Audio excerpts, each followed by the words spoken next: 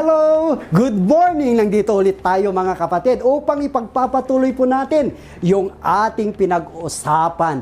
So ano po yung unang pinag-usapan po natin? Humbleness, dedicated, and be peacemaker. Pero bago ang lahat, tayo po'y manalangin sa oras pong ito. Panginoon, kami po'y nagpapasalamat muli sa pagkakataong ito na kami muli, O God, ay yung dinala sa lugar na ito upang patuloy na kami po ay mag-aral sa mga magagandang bagay, Lord, na dapat po naming matutunan at ang aming matutunan na ito'y maaming may apply sa aming personal na buhay, lalong-lalo na po sa aming trabaho, Panginoon. Lord, sa oras pong ito, bless each and everyone. Give us the wisdom, Lord God, upang maunawaan po ito, Panginoon. In Jesus' name, Amen. Okay, handa na po kayo. Ngayon, pag-usapan po natin ang pang-apat.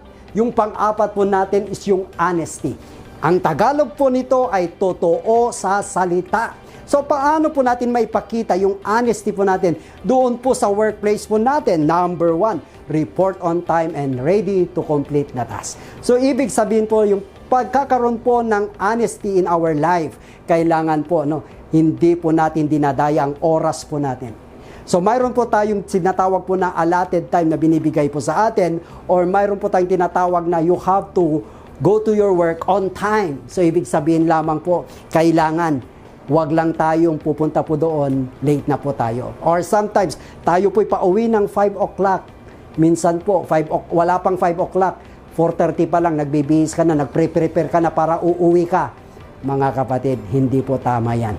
So mga kapatid, kailangan po yung ating oras ay bigyan po natin ng halaga. Time is gold.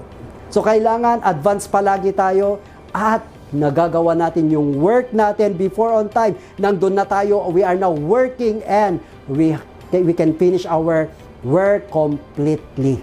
Number 2, letter B, do your work even though they are not watching you. Ibig sabihin lamang dyan, hindi kailangan na ikaw ay oras-oras binabantayan. Hindi ka na po bata na kailangan kang bantayan. You are old enough, you know what is right and what is not right. Do what is right. And if you do what is right, you will be blessed by God. May nagbabantay man o wala, parehas pa rin yung pagtrabaho natin. We are doing the work properly. Letter C, be honest and don't steal company property. Dito po, yung honesty po natin, doon na lamang po sa mga material na bagay na binibigay po ng company, provide ng company para gamitin po natin sa ating workplace. Huwag po tayong kukuha ng hindi sa atin. Masama po yun, mga kapatid. Kahit maliit na bagay, pag kinuha mo yan, yan pa rin po ay consider na pagnanakaw po yan. At alam po natin, ang trabaho po ng ating kaaway, si Satan, mga kapatid, ay to steal, to kill, and to destroy. So, ibig sabihin yan, mga kapatid, pag ikaw ay nagpadala doon sa pagnanakaw, sinisira mo yung relasyon mo, hindi lamang po sa Panginoon, maging po sa yung master sa mundong ito. Letter D, sabi niya, use the company time and materials properly. So, ibig sabihin, mga kapatid, may mga pinagkaloob po ng mga material po sa atin, mga machine sometimes, dyan po sa workplace po natin. Kung ikaw po ay nasa construction, mayroon pong mga material na ibinibigay po ng company provided sa atin. Pero you have to take good care of it. Kailangan pagkatapos mong ginamit yan, you have to put it in the right place. And kung kailangan hugasan mo para ito'y kagamit-gamit pa at hindi po agad-agad masira, mga kapatid. Or sometimes po dito mo, yung mga coupon band po natin, kung pwede pang gamitin sa likod, i-keep mo po yan, i-save mo po yan, dahil baka kinaumagahan, kailangan mo ng scrap paper at may magagamit ka pa at nakatulong ka pa doon po sa gastusin po ng company. Letter E, submit and obey to your superior in authority. So napakahalaga po that in our personal life, yung submission po natin at pagsunod po natin sa ating mga masters po natin. Alam niyo po, mga kapatid, ang tagumpay po ay wala po sa katalinuhan. Ang tagumpay po ay wala po sa sapat na kakayahan po natin. But it is the right attitude po na tayo po ay natututong mag-submit sa kanila. Natututo po tayong sumunod sa mga instruction po nila kung bakit po tayo'y nagtatagumpay. Because yung paggawa mo ng tama, ito po yung nagdala sa iyo ng pagpapala sa iyong buhay. And sabi po niya, honesty is the best policy and it is also a command from God. So sabi po niya, ang honesty po is a policy. Yes, it is a policy, but it is not just only a policy. It is also a command from God. There is no room na hindi mo gawin ang pagiging honest. Sa iyong salita, sa iyong gawa, sa iyong pag-iisip, you have to be honest. Yung buong pagkatao mo, nakikita talaga yung paggawa ng tama. Dahil alam mo, ito yung tama. Being honest, mga kapatid, kung ano yung nasa ilalim po natin, lumalabas din po at nakikita po sa pagkatao po natin sa ating galaw, pananalita. Kaya't mga kapatid, napakainam that in our personal life, we have to submit and obey to our superior in authority. So next mga kapatid, ownership. Sa Tagalog po ng ownership is malasakit. Ano po ang gagawin po natin? How to show yung malasakit po natin sa ating workplace. Letter A, be responsible in big and small things as if you own the company. So, ibig sabihin, maging responsible ka lang. Maliit man yan, mababa man yung posisyon mo, you have to be responsible. Gawin mo ito ng tama, mahalin mo at gawin yung trabaho mo ng tama, matiwasay at matagumpay. At ganun din po mga kapatid, sa mga malaking bagay, you have to be responsible. Hindi dahil provided sa inyo, provide yan lahat sa inyo, libre, hindi po dapat na aksayahin po ang mga bagay na ito. Kailangan alam mo din po, napakaingatan, alam mo din po na kung saan i-manage po yung mga pribilehiyong yan at gawin po at gamitin sa tama.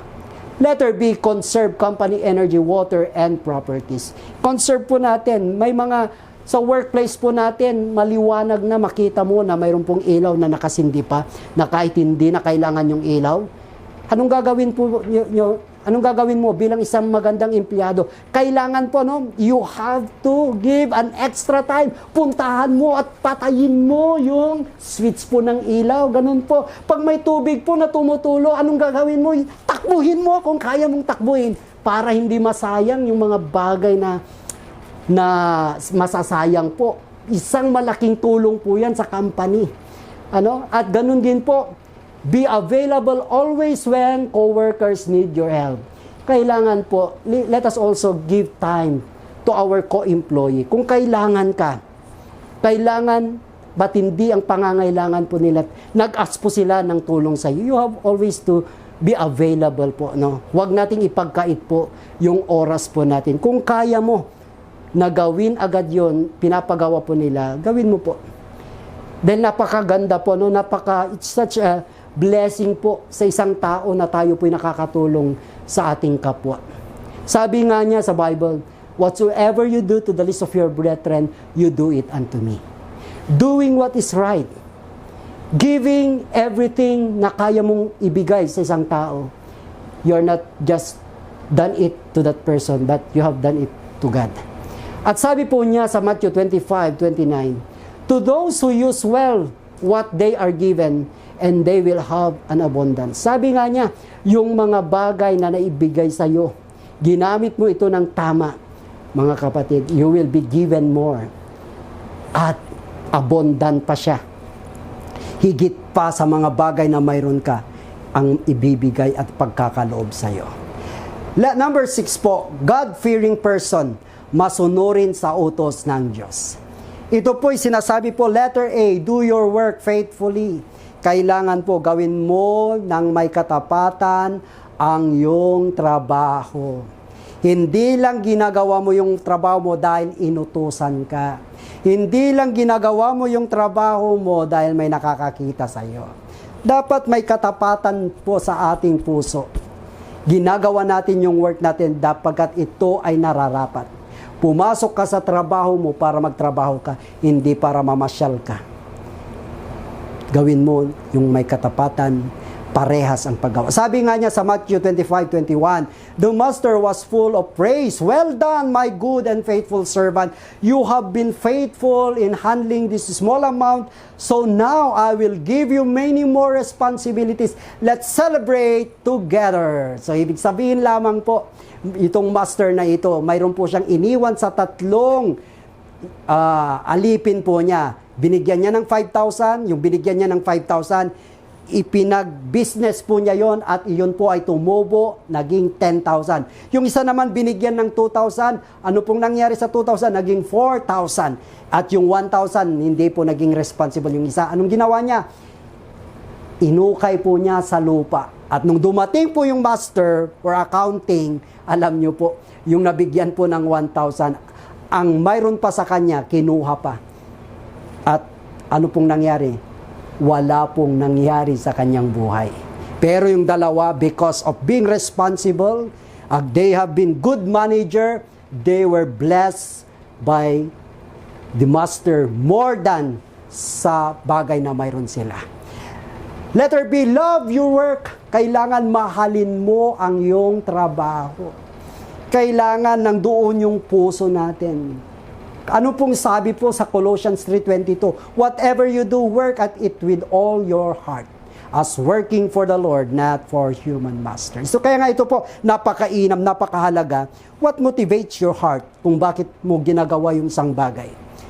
Is it because of yung personal mo na gusto o abutin sa buhay mo? Mali po yan.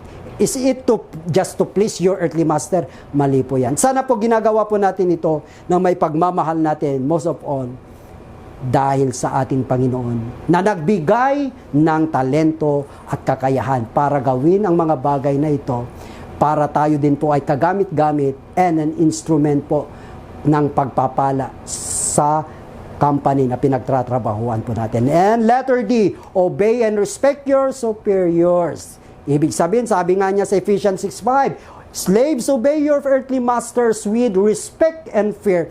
Serve them sincerely as you would serve Christ. So yan po ang ibig sabihin po, no? Obey and respect your superior. Kailangan talaga, there is the submission, there is the total obedience sa ating mga earthly masters. At sabi po niya dito, ay kailangan may respeto at pagkatakot natin, lalong-lalo na sa ating Panginoon. And there is the sincerity of heart.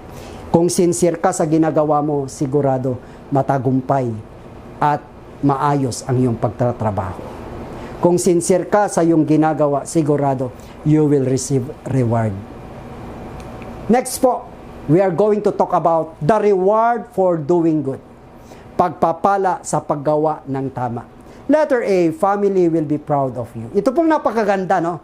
Na dahil ikaw po'y naging magandang at mabuting empleyado, ito po'y magiging talamak po sa lugar ng yung workplace, maging sa labasan nito, at lalong-lalo na po, maging po sa ating pamilya. Kikilalanin ka po na ikaw ay talagang best and good employee. You will be rewarded, at sa reward na yan, isang bagay na reward po natin.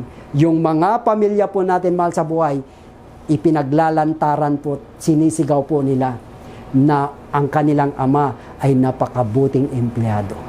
Hindi po ba't isang karangalan po yan sa buhay po natin? Isang tagumpay din po natin yan na mismo yung mga anak natin, they are proud sa kanilang tatay for being good.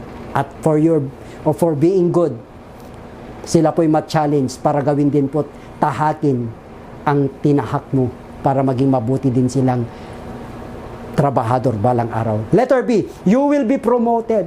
Yan po, ma-promote ka. Why? Because of doing good. Janitor ka ngayon, pero balang araw, because of being a good employee, tataas po ang iyong position. Maaari kang maging manager. There is nothing impossible because we know blessing is not in your hands. Blessing is in the hands of God. If you do what is right, you will be blessed. And lastly, you will be respected wherever you go. So mga kapatid, kung ano ang iyong tinanim, siya rin ang iyong aanihin. na kahit saang lugar ka pupunta, if you are a good employee, makakaasa ka that you will be respected ng mga ibang tao. In 2 John 1:8, sabi po niya, watch out that you do not lose what we have worked so hard so to achieve. Be diligent so that you receive your full reward. I repeat, watch out that you do not lose what we have worked so hard to achieve. Be diligent so that you receive your full reward. So, kailangan maging diligent, kailangan po maging masigasig po tayo. Let us not give up whatever, ano man ang battle nating inaharap sa workplace po natin. Hindi ito ang sisira para tayo maging mabuting empleyado. Gawin po natin ang tama. Gawin po natin ang 6 po na qualification for us to receive this reward. Tayo po'y manalangin sa oras pong ito. Panginoon, kami po'y patuloy na nagpapasalamat sa iyong kabutihan sa bawat isa. Salamat sa aming mga napakinggan na qualification of being a good employee. Naway ito'y patuloy na titimo sa isipan, sa puso po ng bawat isa. At hindi lamang po titimo, Lord God, sa puso at isipan, pagkus, Panginoon, ito po'y aming maisagawa sa aming pang-araw-araw na buhay. Tulungan mo po ang bawat isa, O God. At patuloy, Lord, na sa lahat ng aming ginagawa, gagawin pa, Panginoon, nawa ito'y makapagbigay po ng kaluwalhatian sa iyong banal na harapan. Ito po ang aming samot dalangin sa pangalan ni Jesus. Amen and amen. Thank you very much and God bless us all. Salamat!